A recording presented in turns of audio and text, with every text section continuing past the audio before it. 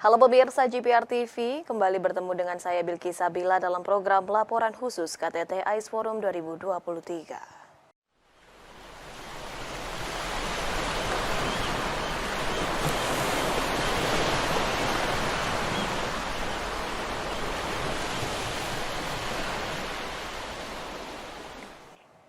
Pemirsa, Indonesia menjadi tuan rumah konferensi tingkat tinggi Forum Negara ke Negara Pulau dan Kepulauan atau Archipelagic and Island State Forum 2023 yang digelar pada tanggal 10 hingga 11 Oktober mendatang.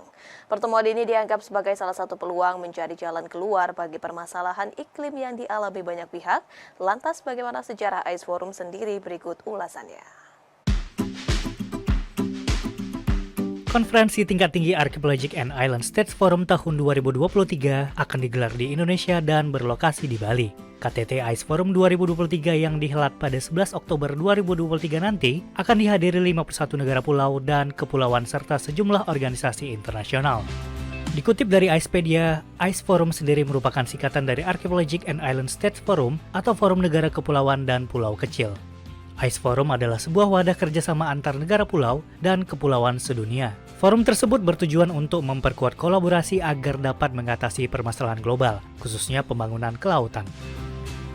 Sementara itu, negara kepulauan atau Archipelagic State sendiri merupakan suatu istilah yang berasal dari hasil keputusan Konvensi Perserikatan Bangsa-Bangsa, yaitu tentang hukum laut yang memiliki arti suatu negara pulau, di mana pulau tersebut wilayahnya terdiri atas satu gugus kepulauan besar atau lebih dan dapat mencakup pulau-pulau lain. KTT Ice sendiri memiliki anggota hingga 51 negara. Dengan mengusung tema Fostering Collaboration, Enabling Innovation for Our Ocean and Our Future, Ice Forum 2023 akan berfokus kepada 3 aspek penting, yakni pembangunan ekonomi biru, tantangan perubahan iklim, dan mempererat solidaritas antar negara pulau dan kepulauan.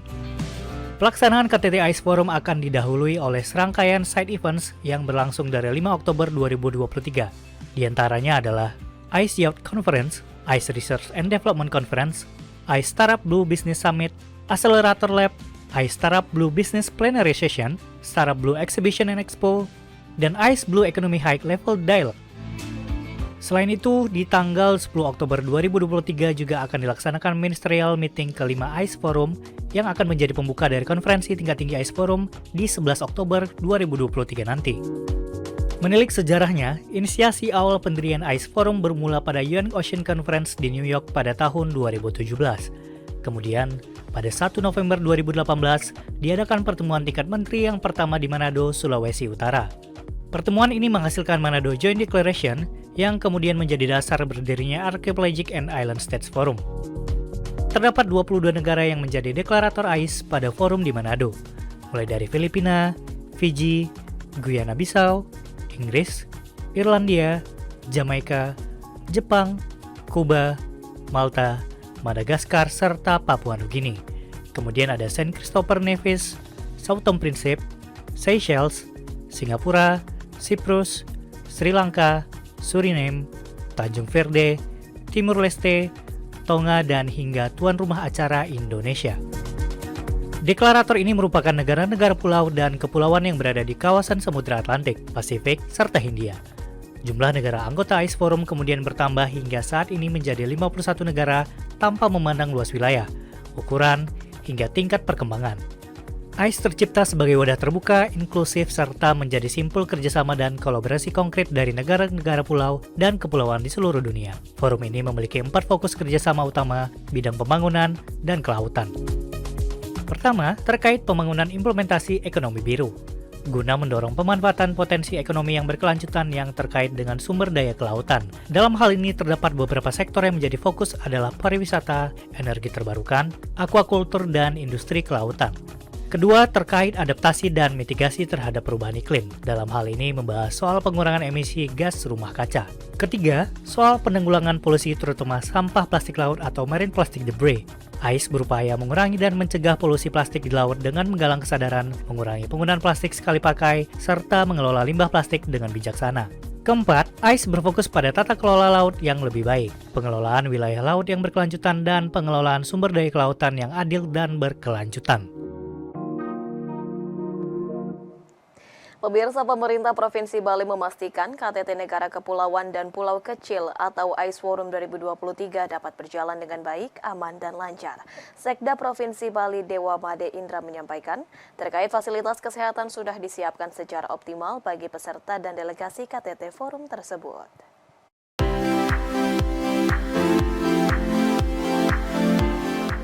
Pemerintah Provinsi Bali telah menyiapkan fasilitas pelayanan kesehatan bagi para peserta konferensi tingkat tinggi Archipelagic and Island State Forum 2023 yang berlangsung di Nusa Dua, Badung, Bali. Sekretaris Daerah Provinsi Bali Dewa Made Indra menyampaikan bahwa fasilitas pelayanan kesehatan yang disiapkan bagi peserta KTT AIS Forum 2023 antara lain rumah sakit rujukan, hotel tempat pemimpin delegasi dan peserta VVIP, tempat pelaksanaan konferensi, serta lokasi yang dijadwalkan dikunjungi oleh peserta konferensi. Ada rumah sakit Bali Mandara, itu milik pemerintah Provinsi Bali, letaknya di kawasan Sano. Kemudian ada rumah sakit di seputaran ITDST itu, memang sudah ada rumah sakit PMC Hospital dan rumah sakit lain. Kemudian di tempat acara juga kita menyiapkan layanan kesehatan yang bersifat mobile. Tentu layanan kesehatan ini juga ada standarnya, yang mana standar kepala pemerintahan, kepala negara, yang mana di luar itu. Ini akan memberikan respon cepat bila terjadi sesuatu, bisa ditangani di tempat, bisa langsung dibawa ke rumah sakit. Sebagaimana diketahui, pelaksanaan konferensi tingkat tinggi AIS Forum 2023 didahului oleh 4 rangkaian side event, yaitu AIS Youth Conference, AIS Research and Development Conference, AIS Startup Blue Business Summit, and AIS Blue Economy High Level Dialogue. Keempatnya berlangsung pada 6 hingga 11 Oktober 2023 di The Mulia Resort and Villas Nusa Dua, Kabupaten Badung, Bali. AIS Youth Conference adalah sebuah platform yang mengakomodir partisipasi dan keterlibatan pemuda yang memberikan kontribusi mulai dari proses hingga aktivitasnya. Sementara AIS Research and Development Conference merupakan sebuah acara yang mempertemukan para ahli kelautan, ahli biologi kelautan, ilmuwan, pembuat kebijakan, pemimpin industri, dan visioner dari seluruh dunia dalam sebuah forum dinamis untuk pertukaran pengetahuan, kolaborasi, dan eksplorasi solusi baru. Selanjutnya, AIS Startup Blue Business Summit adalah sebuah rangkaian yang diadakan sebagai bagian dari pelaksanaan High Level Meeting AIS Forum. Sesuai namanya, kegiatan ini menekankan pada sektor ekonomi biru dan perkembangannya di Indonesia maupun negara-negara AIS. Kemudian AIS Blue Startup Hub yang akan memberikan peluang besar bagi para investor dan komoditas untuk memanfaatkan kekuatan laut melalui inovasi dan investasi di sektor biru. Pemakaian kendaraan listrik bukan kali pertama digunakan pemerintah dalam agenda internasional. Gelaran KTT AIS Forum 2023 pun tidak terlepas dari hilir mudik kendaraan listrik. Kendaraan listrik berbagai jenis sigap mengantar tamu negara ke lokasi acara.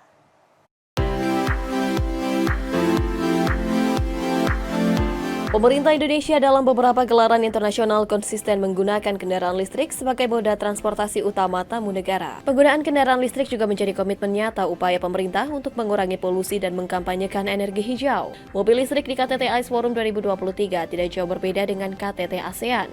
Pemerintah menyiapkan 430 mobil listrik berbagai tipe dan jenis. Kendaraan ramah lingkungan tersebut terdiri dari 4 merek, yakni BMW tipe i7, Hyundai Ioniq, Toyota, dan Wuling RF. Tipe sedan seperti BMW akan digunakan oleh tamu VVIP atau setingkat kepala negara, sementara Hyundai Ioniq dan Toyota akan digunakan oleh tamu VIP atau setingkat menteri.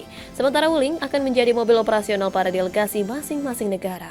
Walau demikian, kendaraan listrik tidak hanya digunakan oleh tamu negara. Satgas Pengawalan Korlantas Polri dan TNI yang mengawal tamu negara juga menggunakan kendaraan listrik. Kendaraan listrik tersebut yakni motor gede yang berada di paling depan dalam pengawalan.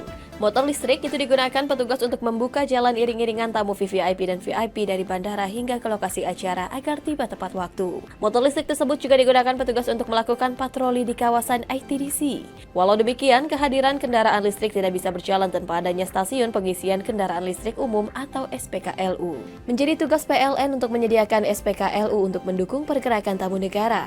PLN telah menyiapkan 8 unit SPKLU Ultra Charging berdaya 200 kW sebanyak 8 unit. SPKLU berdaya 7,4 kW sebanyak 10 unit, dan SPKLU Gen 2 sebanyak 20 unit. Lokasi SPKLU PLN berada di sentral parkir kawasan ITDC. Kantong parkir ini tepat berada di depan Bali Collection dengan daya tampung hingga 500 unit kendaraan. Disinilah mobil VVIP, VIP delegasi, dan motor pengawalan diisi ulang daya agar maksimal untuk beroperasi. Nah, di dashboard pemantauan ini kita bisa lihat status charging yang ready itu ada di mana, ada berapa.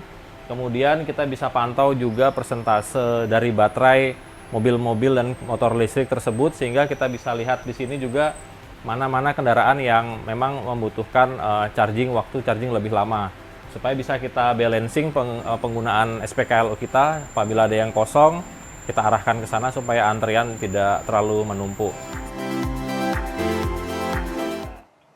Panglima TNI Laksamana Yudo Margono bersama dengan Kapolri Jenderal Listio Sigit Prabowo meninjau tactical floor game pengamanan VVIP KTT AIS Forum 2023 di Kompleks Kodam Udayana dan Pasar Bali. Tactical floor game digelar guna menyusun taktik dan strategi pengamanan konferensi tingkat tinggi AIS Forum 2023. 2 hari menjelang pelaksanaan konferensi tingkat tinggi Archipelagic and Island State di Nusa Dua Bali, TNI Polri menggelar Tactical Floor Game atau TFG Minggu 8 Oktober 2023. TFG dilaksanakan di Aula Praja Raksaka Gor Yudomo, Kepaonden Pasar Bali. Dalam TFG disampaikan 35 delegasi telah memastikan kehadiran di KTT AIS.